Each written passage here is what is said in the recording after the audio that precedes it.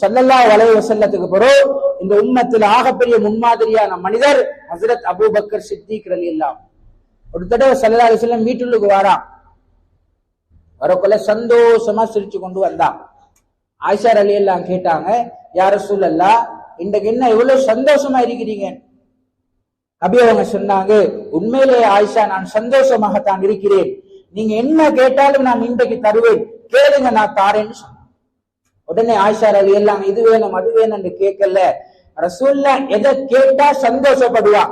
நான் கேட்கிறதால எனக்கு கிடைக்கும் சந்தோஷம், ஆனா நான் கேட்கிற கேள்வியால ரசூலுல்லாஹ் சந்தோஷப்படுற கேள்வி ஒன்று நான் கேட்கணும் என்று யோசிச்சு வீட்டு பின்னுக்கால கொஞ்சம் இருங்க யார சொல்லான்னு வாரன்னு சொல்லிட்டு வீட்டு பின்னுக்கால ஓடினாங்க வாப்பா கிட்ட.